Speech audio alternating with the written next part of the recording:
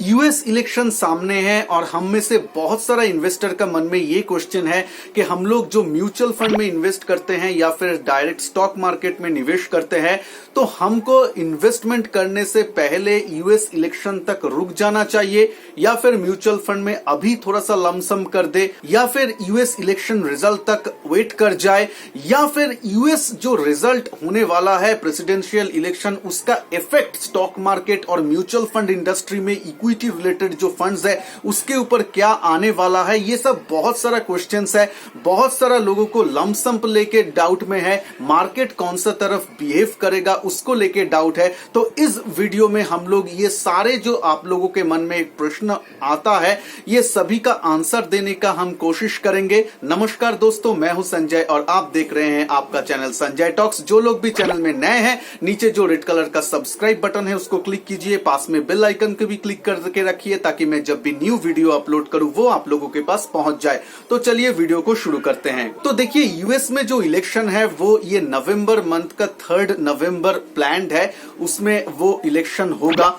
तो देखिए मार्केट ऐसा मान के चल रहा है, अगर आप ट्रेंड उसके पहले देखेंगे तो यूएस बाजार जो डाउ जोन्स आज के दिन में जो परफॉर्म कर रहा है वो आप देख सकते हैं कि लगातार 2-3 दिनों से उसमें जो गिरावट है वो जारी है। 27,000 के नीचे वो डाउ जोन्स का इंडेक्स आ गया है। नैस्डैक 100 जो इंडेक्स है उसमें भी करेक्शन आया है। और हमारा इंडियन मार्केट का अगर बात करें तो इंडियन मार्केट लगभग 12,000 के आसपास से घूम के अभी फिर से 11,600 के आसपास 650 के आसपास वो ट्रेड कर रहा है। तो यहां से एक बात तो देखिए क्लियर है कि ग्लोबली यूएस को जो ये इलेक्शन है इसको लेके थोड़ा सा उठापटक या फिर वोलाटिलिटी है। इसका जो कारण है वो जो मान रहे हैं जो लोग इकोनॉमिस्ट है वो लोग जो मान रहे हैं कि यूएस में या फिर यूरोप में जो राइजिंग केसेस ऑफ वायरस का जो चल रहा है वो भी एक कारण हो सकता है, जहां पे ये लोग मान सकता है कि second wave of corona virus फिर से इफेक्ट हो सकता है आपका यूएस और यूरोप में। तो वहां पे इकोनॉमी जो है वो फिर से डामाडोल परिस्थिति में जाएगा और उसके चलते ये करेक्शन आया है। बहुत लोगों का ऐसा भी मानना है, बहुत सारा जो फंड है जो म्यूचुअल फंड जो उसमें बाजार में निवेश करते हैं वो लोग भी थोड़ा सा जो है अपने आप को थोड़ा सा खींच रहे हैं क्योंकि वो लोग भी देखना चाहते हैं कि यूएस इलेक्शन कैसे पैन आउट होता है। यहाँ पे दो चीज है, एक माहौल का मानना है, देखिए यूएस इलेक्शन जो है वो डोनाल्ड ट्रंप जो अभी रूलिंग प्रेसिडेंट है और उसके साथ साथ जो बिडेन के साथ उन लोगों का टक्कर है।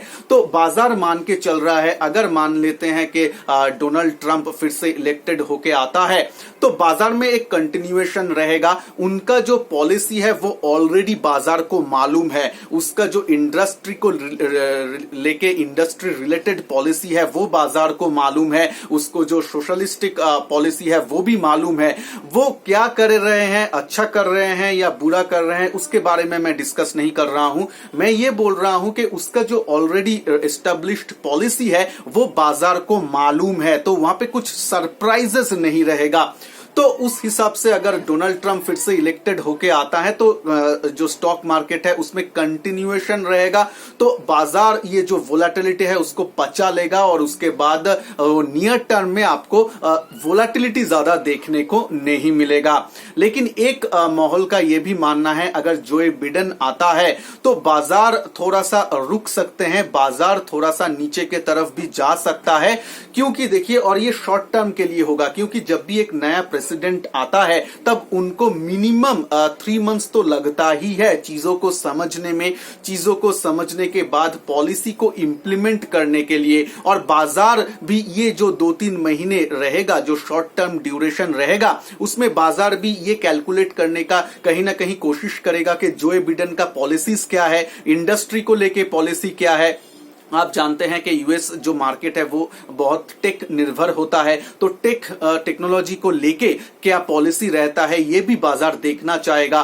तो उसके लिए प्रेसिडेंट को थोड़ा सा टाइम लगता है, प्रेसिडेंट को थोड़ा सा टाइम देना चाहिए। तो उस टाइम या उस दौरान बाजार में थोड़ा सा करेक्शन आ सकता है, बाजार थोड़ा सा वोलेटिलिटी रह सकता है, बाजार में थोड़ा सा इनडिसिसिवनेस रह सकता है। तो उस टाइम हमें क्या करना है? देखिए, हम जो इंडिया है एज अ होल, हमारा इंडिया में तो इकोनॉमी धीरे धीरे जो अनलॉक अभी चल रहा है फेज बाय फेज, उसमें थोड़ा धीरे धीरे पटरी में आ रहा है। लेकिन इकोनॉमी में देखिए कब फिर से केसेस बढ़ जाए इसको कोई भी आपको नहीं बता सकता। लेकिन आज का डेट में जो आप बोल सकते हैं कि इकोनॉमी धीरे धीरे, पहले जो था 2-3 महीने पहले जो कोविड-19 के चलते पूरा टोटल लॉकडाउन था, उससे तो लॉकडाउन थोड़ा सा हल्का हुआ है। लेकिन बाजार, हमारा इंडियन मार्केट भी पूरा ग्लोबल मार्केट से तो कट ऑफ तो नहीं है। अगर यूएस मार्केट में वोलेटिलिटी आता है तो उसका असर इंडियन मार्केट में भी आएगा, जो आप ये 2-3 दिन, एक वीक से आप देख रहे हैं। तो उस हिसाब से अगर देखिए डोनाल्ड ट्रंप आता है तो आप लोगों को वोलेटिलिटी कम मिलेगा, तो हो सकता है एक रैली भी आपको देखने को मिले। तो उस टाइम आपका जो ऑलरेडी निवेशित रकम है, जो एसआईपी आप कर रहे हैं, वो तो आपको अच्छा मुनाफा देगा ही। लेकिन अगर जो बिडेन आता है या फिर अगर डोनाल्ड ट्रंप भी आता है, लेकिन फिर भी बाजार को एक बहाना चाहिए करेक्ट होने का। अगर शॉर्ट टर्म में वो करेक्शन आता है, मान लीजिए आपको डाउ जोन्स 5 to 10% गिरावट देखने को मिले ओवर द 1 वीक और 2 वीक्स टाइम, और उसके चलते इंडियन मार्केट में भी अगर फॉल आए 5 to 10%, तो it will be a very good chance to accumulate. वो आपको एक मौका देगा मार्केट में फिर से एंट्री लेने का। वो टाइम आपको म्यूचुअल फंड में लमसम करने का एक सही समय हो जाएगा। तो अभी फिलहाल के लिए आप लोग रुक जाइए, आप लोग निवेश मत कीजिए लमसम, थोड़ा सा वेट कर लीजिए। देख लेते हैं यूएस का जो इलेक्शन होता है वो कौन सा तरफ जाता है। देखिए, और यूएस इलेक्शन का रिजल्ट एक दिन में ही आ जाएगा। ये होता है, मैं नहीं बोल रहा हूं कि नहीं होता है, लेकिन वहां पे पोस्टल बैलेट का भी बहुत होता है। पोस्टल बैलेट का संख्या ज्यादा होता है कभी कभी, तो वहां पे कभी कभी ओवरनाइट भी लग जाता है, कभी कभी 2-3 दिन भी लग जाता है वोट काउंट होके रिजल्ट आने में। तो आप लोग उस तरफ थोड़ा सा ध्यान रखिएगा, इलेक्शन न्यूज क्या आ रहा है बाजार के ऊपर। अगर कोई भी शॉर्ट टर्म ड्यूरेशन का ये वोलेटिलिटी होगा, देखिए अगर जोए बिडेन भी आए या फिर ट्रम्प भी रहे, लॉन्ग टर्म के लिए मंदी नहीं आएगा, क्योंकि दोनों ही जो प्रेसिडेंट आएगा उन लोगों को, अमेरिका को जो है, यूएस को हमेशा आपका जो इंडस्ट्री है उसको आपको बूस्ट करना ही है, क्योंकि इंडस्ट्रियलिस्ट सरकार है, इंडस्ट्रियलिस्ट आपका जो कंट्री है वो, तो उन लोगों को तो बढ़ावा देना ही है। अभी शॉर्ट टर्म में गिरावट हो सकता है, शॉर्ट टर्म में वोलेटिलिटी हो सकता है, तो आप लोगों को वो वोलेटिलिटी को यूज करके अपना म्यूचुअल फंड को जो लमसम है उसमें एंट्री करना है। मैं लेवल्स आप लोगों को बता रहा हूं। देखिए, अगर निफ्टी में यहां से गिरावट आता है, मान लीजिए अमेरिका में भी 5 to 10% करेक्शन आया और उसके चलते हमारा इंडियन मार्केट भी गिरा, तो उस टाइम जो आपका जो लेवल, अच्छा लेवल है, वो रहेगा 11,200 से लेके 11,000 निफ्टी का लेवल में बोल रहा हूं। ये एक अच्छा लेवल है आप लोग री एंट्री के लिए, या फिर आपको जो लमसम है उसको थोड़ा सा पोर्शन लमसम डिप्लॉय करने के लिए, वो एक अच्छा लेवल है। तो उस लेवल को आप जरूर ध्यान में रखिएगा। अगर मार्केट आपको उस लेवल में मिले तो जरूर वहां पे आप निवेश कीजिएगा। अभी फिलहाल के लिए थोड़ा सा रुक जाइए। अभी क्वेश्चन आता है कि मैं रिडीम क्या कर सकता हूं। देखिए, ऑलरेडी वो रिडीम करने का जो टाइम था वो आइडियली 11,900 के आसपास जब निफ्टी चल रहा था तब एक अच्छा मौका बन रहा था। अभी भी अगर 11,800 ऐसा चल रहा है तो थोड़ा सा प्रतिशत, मैं पिछले वीडियो में भी बोला हूं, आप चैनल में जाके देख सकते हैं, आपका म्यूचुअल फंड का यूनिट का थोड़ा सा अगर प्रॉफिट में चल रहा है तो 10% 20% अपना जो हिस्सा है वो ऑफलोड कर सकते हैं, आप मार्केट में रिडीम कर सकते हैं। लेकिन लमसम इन्वेस्टमेंट के लिए मत सोचिए, एसआईपी को स्टॉप कभी भी मत कीजिए, एसआईपी को कंटिन्यू रखिए और लमसम के लिए रेडी रखिए। बाजार जब भी गिरता है यूएस इलेक्शन के चलते, तब आप उसको रेडी रखिएगा निवेश करने के लिए। अभी देखिए पॉसिबिलिटी क्या है, अगर डोनाल्ड ट्रंप भी आते हैं तो बाजार में ज्यादा वोलेटिलिटी नहीं होगा, ये एक माहौल का मानना है। और जो बिडेन अगर आते हैं तो शॉर्ट टर्म में थोड़ा सा वोलेटिलिटी, यानी फिर नीचे की तरफ बाजार शॉर्ट टर्म में थोड़ा सा टाइम के लिए जा सकता है, लेकिन उसके बाद लॉन्ग टर्म में रिकवरी हो जाएगा, क्योंकि दोनों ही अमेरिका का या फिर पूरा ओवरऑल बाजार को, मार्केट सेंटीमेंट को समझते हैं।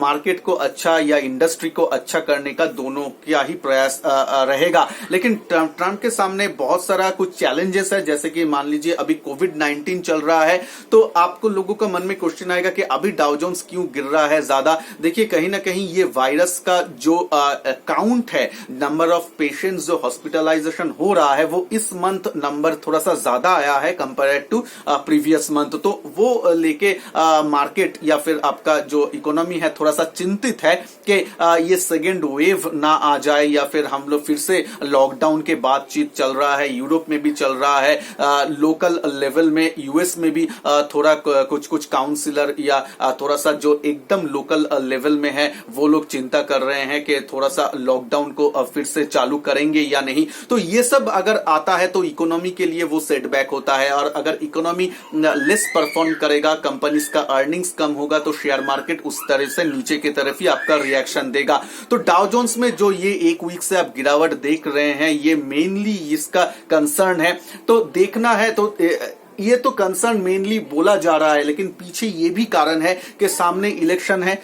सभी लोग, ट्रेडर्स बोलिए या बड़े इंस्टीट्यूशन भी अगर बोलिए, वो लोग लाइट रहना चाहते हैं अपना पोजीशन को लेके, ज्यादा हेवी पोजीशन लेके आपका इवेंट डे में जाना नहीं चाहते हैं वो लोग। तो वो भी एक कारण है जो ज्यादा आ नहीं रहे हैं सामने, लेकिन वही मेन कारण है। उसके साथ साथ ये वायरस या इकोनॉमी का स्लोडाउन भी एक कारण है। तो ये दो कारण जो है इसको देखना है। देखिए वायरस का जो कारण है वो हमेशा शॉर्ट टर्म ही रहेगा। आप लोगों को पता है जब ये पीक में भी था तब भी देखिए हमारा बाजार जो निफ्टी का अगर संदर्भ में देखेंगे तो बाजार आपका 9,000 10,000 निफ्टी लेवल में आ गया था, लेकिन आज देखिए फिर से वो 12,000 के सामने है।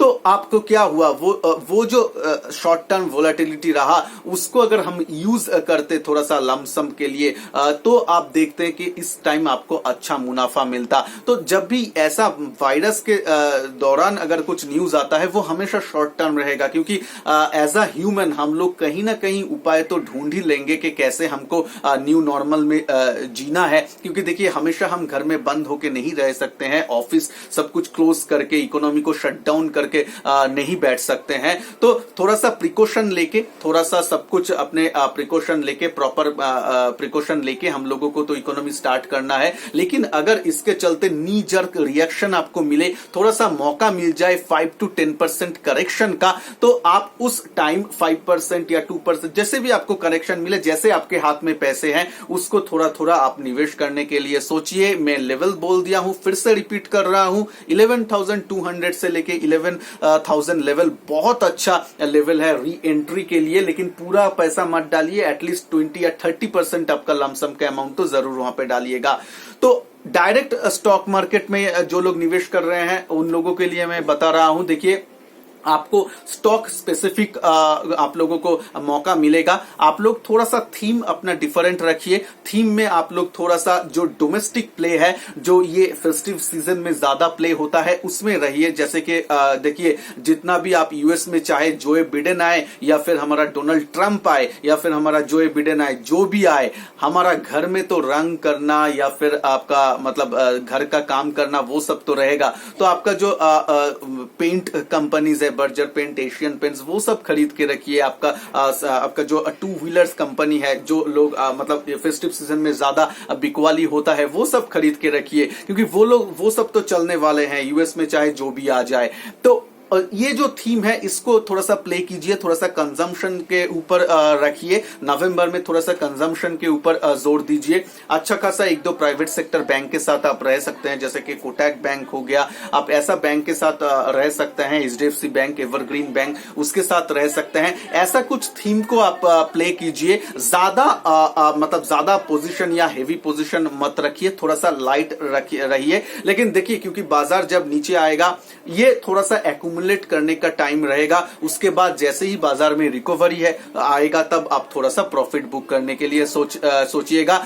जब भी बाजार नीचे आता है, थोड़ा सा मन में रखिए कि धीरे धीरे उसको आपको एक्यूमुलेट करते जाना है, क्योंकि बहुत सारा स्टॉक है जो इस गिरावट में, जब ये 12,000 को लगभग टच करने के बाद 11,600 में आया है, ये जो निफ्टी में 400-500 पॉइंट का फॉल आया है, इसमें बहुत सारा स्टॉक है, बहुत सारा अच्छा स्टॉक करेक्ट कर गया है।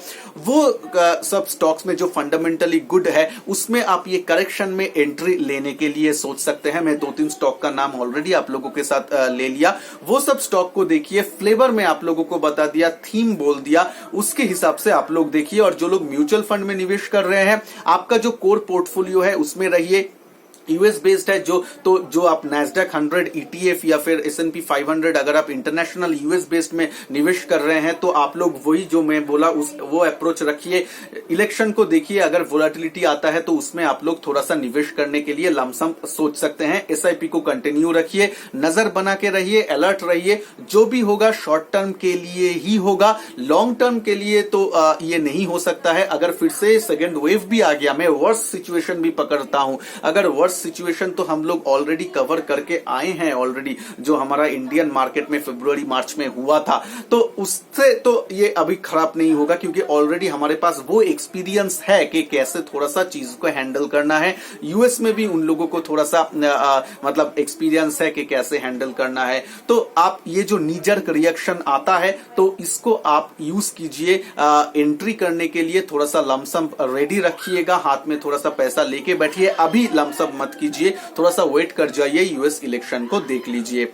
तो अगर आप लोगों के मन में और रिलेटेड क्वेश्चन है तो नीचे कमेंट बॉक्स में जरूर कमेंट कर सकते हैं। मैं हर एक क्वेश्चन का जवाब देने का कोशिश जरूर करता हूं। और जो लोग भी चैनल में नए हैं, फिर से मैं बोल रहा हूं, वीडियो को अच्छा लगे तो लाइक शेयर जरूर कीजिएगा और प्लीज चैनल को सब्सक्राइब करके रखिए। पास में जो बेल आइकन है उसको भी क्लिक करके रखिए, तो जाके मैं जब भी न्यू वीडियो अपलोड करूं वो आप लोगों के पास पहुंच जाए। और मेरे चैनल में बहुत सारा म्यूचुअल फंड रिलेटेड वीडियो है। अगर आप ढूंढ रहे हैं best multi cap fund, best mid cap fund, best आपका डेप्ट फंड, सभी के ऊपर वीडियोस है। Link description box I button में मैं दे दूंगा, आप लोग जरूर देख सकते हैं। तो चलिए मिलते हैं नेक्स्ट वीडियो में, तब तक के लिए जय हिंद, वंदे मातरम।